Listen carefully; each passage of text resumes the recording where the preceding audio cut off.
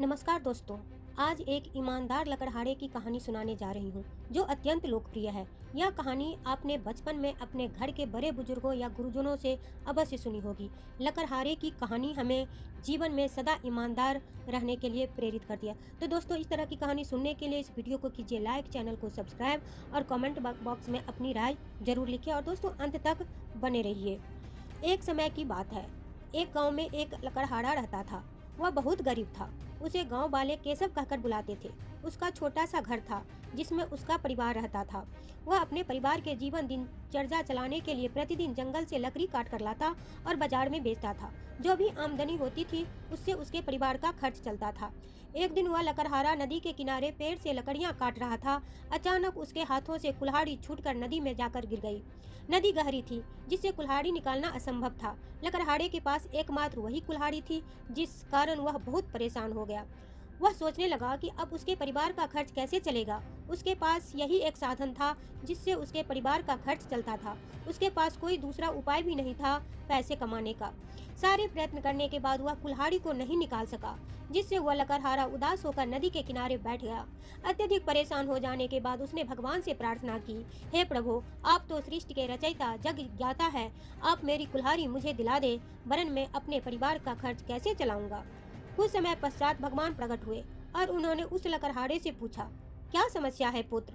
लकड़हारे ने जवाब दिया, भगवान, पेड़ से लकड़ियां काटते वक्त मेरी कुल्हाड़ी मेरे हाथों से छूटकर नदी में गिर गई। हे ईश्वर, कृपया मेरी कुल्हाड़ी मुझे दिला दीजिए। लकड़हारे की बात सुनकर भगवान ने नदी के अंदर अपना हाथ डालकर उसकी कुल्हाड़ी निकाली। वह कुल्हाड़ी चांदी की थी। भगवान ने लकड़हारे से पूछा, ये तुम्हारी कुल्हाड़ी है। लकड़हारे का जवाब, नहीं भगवान, ये कुल्हाड़ी मेरी नहीं है। भगवान ने पुनः नदी में हाथ डाला और एक दूसरी कुल्हाड़ी निकली। इस बार कुल्हाड़ी सोने की थी। भगवान ने दूसरी बार पूछा, यह है तुम्हारी कुल्हाड़ी है। लकड़हारे का जवाब, नहीं प्रभु, यह भी कुल्हाड़ी मेरी नहीं है। भगवान ने कहा, ध्यान से देखो, ये कुल्हाड़ी सोने की है। इसे लेकर तुम अपना और अपने परिवार का जीवन अच्छे से व्यतीत कर सकते हो। लकड़हारे ने जवाब दिया, प्रभु, सोने की कुल्हाड़ी से लकड़ियां नहीं कटती है। यह मेरे किसी काम में उपयोगी भी तो नहीं होगी।